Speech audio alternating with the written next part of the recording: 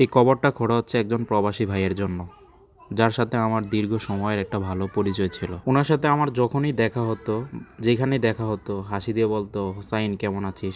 কি করস? কোথায় যাবি এখন?" এবছরে উনি দেশে আসছিলেন। দেশে ২-৩ মাস থাকার পর উনি আবার প্রবাসে চলে যান।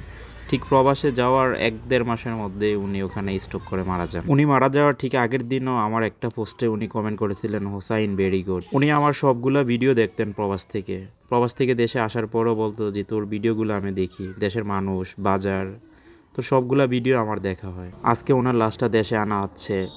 দেশে আনার আগেই ওনার স্থায়ী ঘর তৈরি হচ্ছে। এই আলোকিত দুনিয়া ছেড়ে আমাদেরকেও একদিন এই ছোট্ট অন্ধকার কবরে আজীবনের জন্য চলে যেতে হবে। আল্লাহ শারাফত আলী ভাইয়ের সমস্ত গুনাহ মাফ করে জান্নাতের উঁচু মাকাম দান করুন। আমিন। সবশেষ একটা কথা বলি, যারা প্রবাসে আছেন তাদের সাথে পরিবারের লোকজন একটু ভালো ব্যবহার করবেন। ওনাদের সাথে কখনো খারাপ ব্যবহার করবেন না। দেশে একজন মানুষ অসুস্থ হলে ওনাকে দেখার মানুষের অভাব হয় না, কিন্তু প্রবাসীরা অসুস্থ হলে ওনাদেরকে দেখার মতো কেউ থাকে না। তাই আবারও বলি, প্রবাসীদের সাথে ভালো ব্যবহার করুন, ভালো সম্পর্ক রাখুন। সবাইকে ধন্যবাদ।